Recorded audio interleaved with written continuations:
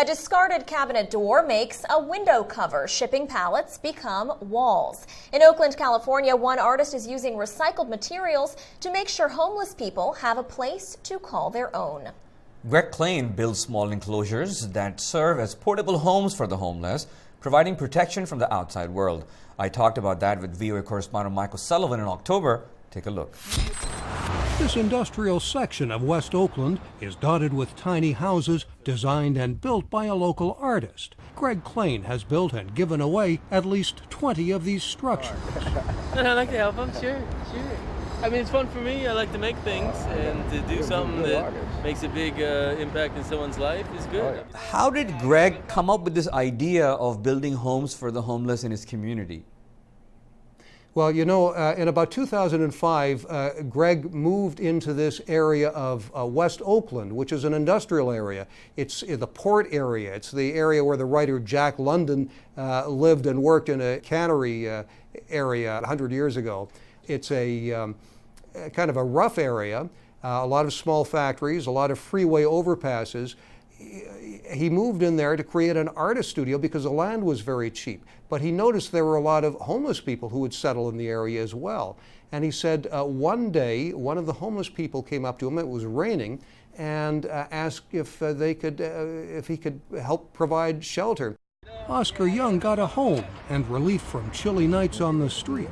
Well, it's better than living on the ground, to tell you the truth, because if it wasn't for Greg, I would be still on the ground. He happened to be experimenting with building small structures. His initial thought was that he could build a small structure just using discarded materials and perhaps sell these.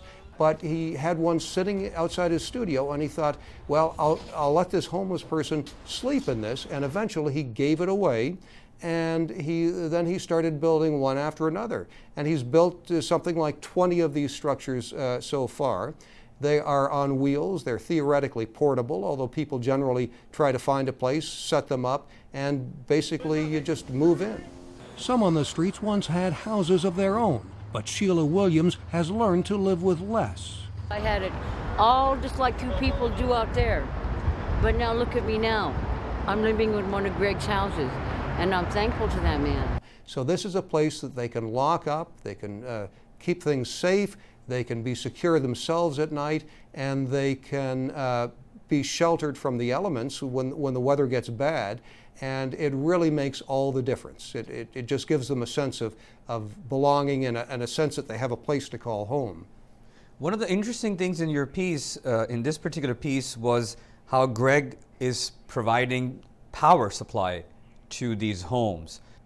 That's right, and every one of these homes is a little bit different, but basically he goes out on the street and he finds discarded materials. I put it on light, you know, an old lamp, so you could move it around.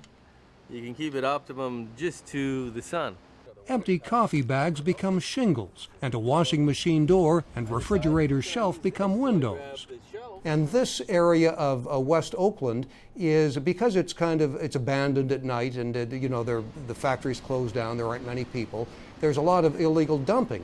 And people who don't want to pay money to dispose of their materials at the local dump will come out and just dump things on the street. Well, normally the city has to go in and clean this up in the morning, but Greg goes out early some mornings and just sees what he can find. He finds pieces of lumber, you know, wood, discarded refrigerators, doors, discarded campers, all kinds of material, and he puts this together. He goes out to some hardware stores and he buys a few things himself, just some inexpensive wheels or maybe you know, some nails and screws and glue. But other than that, he is using discarded materials. Does he need any kind of permit for this? The city has no objection to what he's doing.